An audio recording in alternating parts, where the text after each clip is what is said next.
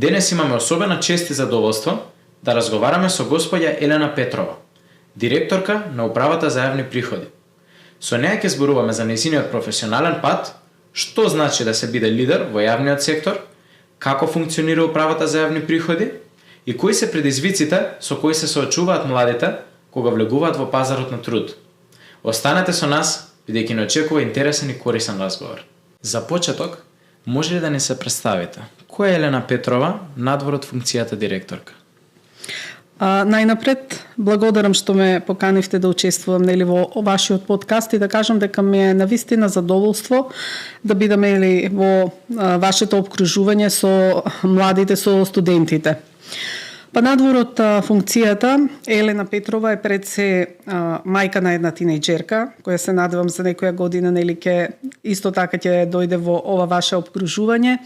Семеен човек, значи едноставен човек кој што се занимава со едноставни работи. Навистина мојот идентитет и мојата идентификација не се поврзани со оваа функција, значи јас имам од претходно изграден идентитет и идентификација и на професионално поле и на лично поле. Мислам дека мојот идентитет најмногу е поврзан со моите вредности, моите принципи кои се однесуваат на посветеност во остварувањето на целите и оние едноставни мали цели па се до големите цели, одговорно однесување, интегритет и слично.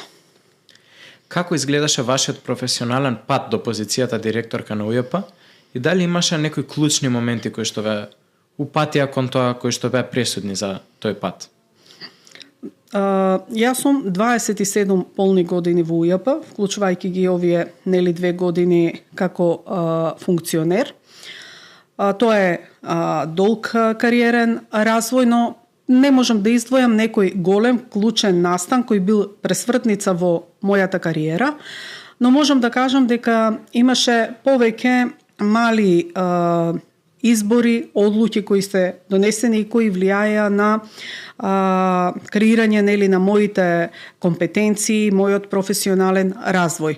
Значи, добивав можности од тие што во своевремено биле раководство, директори на УЈП, да поминам на одредена позиција, да работам на некои проекти и така натаму. Тоа се тие мали можности и мали избори кои што ја воделе мојата кариера и сметам дека тие можности ми биле дадени затоа што тие луѓе своевремено имале доверба во мене, а воедно тука се крие и храброста од моја страна да прифатам такви предизвици, некогаш и не знаејќи со што се ќе се соочам, но со храброст за да работам посветено, со континуирано учење, со широки гледишта за прифаќање на ризиците, предизвиците и слично.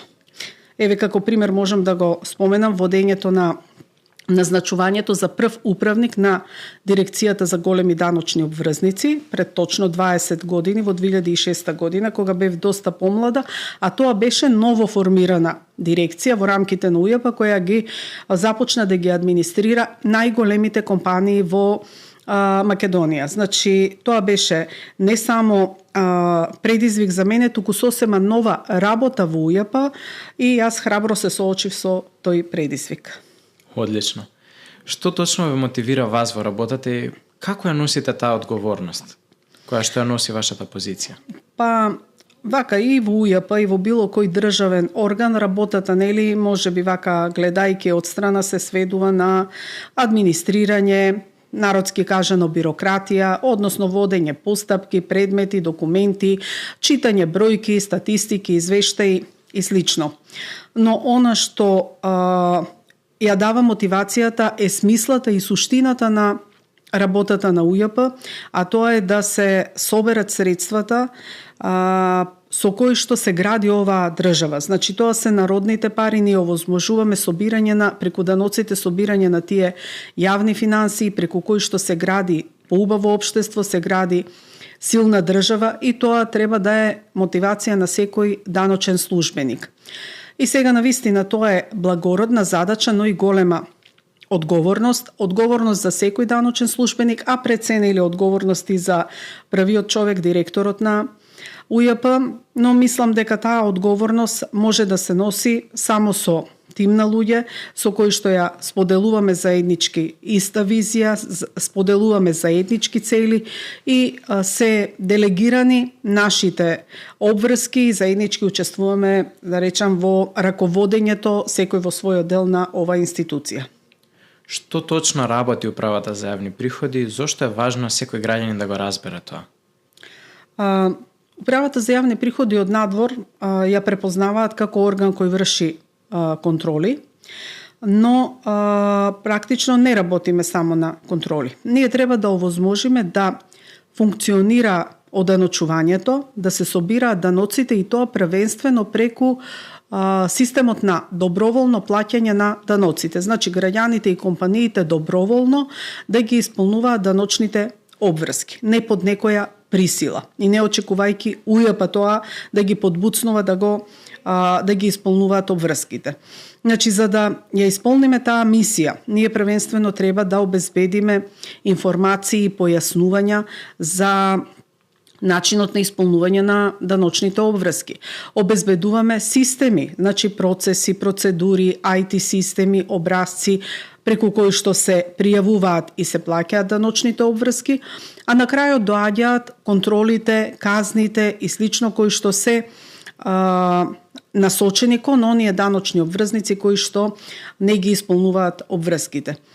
Или поедноставно и попластично да кажеме, можеме да речеме дека УЈП е еден канал кој овозможува да се собираат на праведен и правичен начин средствата од граѓаните и компаниите и преку тој канал да завршуваат во државната каса, а потоа преку други канали повторно се враќаат кај граѓаните и компаниите, но во вид на јавни добра, јавни услуги, како на пример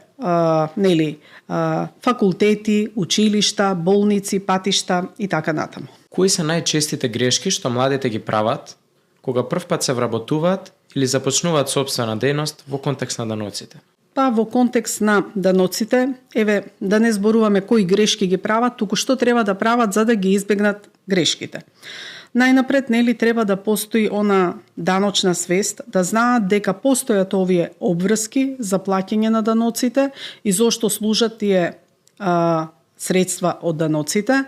Потоа треба да постои, како што и претходно кажав, определено знаење за да можат и определени основни информации како се исполнуваат даночните обврски, што треба да направи секој даночен обврзник, во кој рок, на кој образец, преку кој систем и така натаму.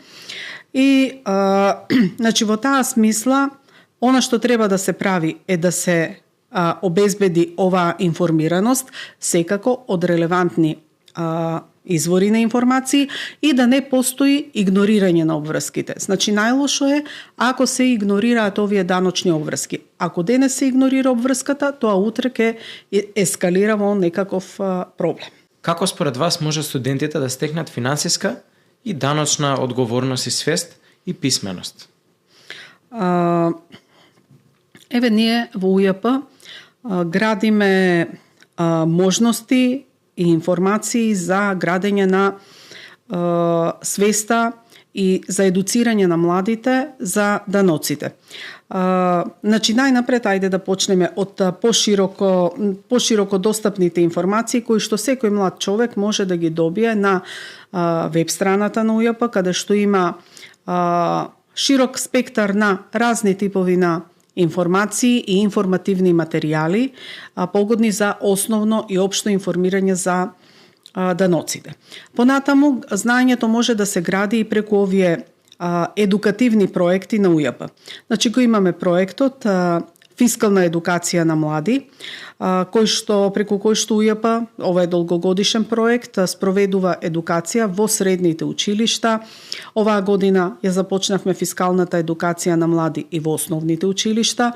На барање на универзитетите исто така одржуваме работилници и на универзитетите, секаде едукациите се прилагодени на нивото на учесниците на едукацијата. И Значи, исто така имаме програми за практиканство, волонтерство и еве преку практиканството студентите можат да се вклучат и директно и непосредно да учествуваат во работата во УЈАП. Доколку еден студент работи фриленс, преку интернет или на хонорар, што конкретно треба да направи за да биде чист пред УЈП, да речеме, а што најчесто се пропушта од луѓето? Пропустите доаѓаат, сметам, дека токму заради недоволна информираност. А што треба да прави? Деновиве навистина е актуелно прашањето, нели, и меѓу студентите за оданочување на овие доходи од фриленс и разни други доходи од работа, основи за доходи од работа. Значи, најнапред треба лицето, студентот што остварува ваков доход да се регистрира на системот е-персонален данок и секој свој оданочив доход да го пријави на тој систем и да преку пријавувањето на системот, од системот повратно ќе добие декларација и налог за плаќање со кој што треба да се плати таа даночна обврска. И сега кога сме тука кај ова прашање, што треба да прави, бидејќи нели како што споменав, деновиве доста се актуализираше прашањето за оданочување на доходи што ги остварувале студенти, односно доходи што ги остваруваат разни лица, меѓу кои се и студенти, а се работи за доходи од работа остварени од странство. Можам да кажам дека ми е големо задоволство тоа што ние стапивме во контакт со млади лица на 25-26 годишна возраст, со околу 100 лица, кои што беа повикани и дојдоа во организационите единици, во регионалните дирекции на УЈП и каде што непосредно беа информирани за начинот на исполнување на тие даночни обврски. Имаме изготвено и информативен материјал, флаер, кој исто така ќе им помогне во овие даночни обврски, а исто така и со представниците од универзитетскиот студентски сенат договоривме не само одржување на едукативни работилници за овие обврски, туку дури и заедничко изготвување на информативни материјали за студентите. Одлично. За крај, која порака би ми опатиле на студентите кои се на прагот на влегувањето во реалниот свет на трудот? Значи, пораката е дека да, за вас е многу битно стекнувањето на знаењето низ овој образовен систем низ кој што поминувате сега, но треба да знаете, нели, дека тоа не е доволно. Учењето мора да продолжи континуирано, бидејќи светот се менува, се создаваат нови технологии, нови информации, значи морате постојано да бидете во тек со новините што се случуваат. Учењето не завршува со овој образовен процес. Но воедно, она што е многу битно во работата е и исполнувањето на одговорното исполнување на обврските. Значи да постои одговорност и кон себе и кон тие што ви ја даваат, нели, довербата да ги исполнувате обврските што ви се доверени. И секако тука е и интегритетот. Никако не си играјте со својот интегритет. Значи, работата и кариерниот развој навистина се засноваат и започнуваат од знаење, но тоа знаење не е доволно, треба да се надоградува, да се градат професионални вештини преку одговорно исполнување на обврските и преку штитење на личниот интегритет. Значи, повторно тука професионалните и личните принципи и вредности се она што треба да ве води и во професионалниот и во личниот живот.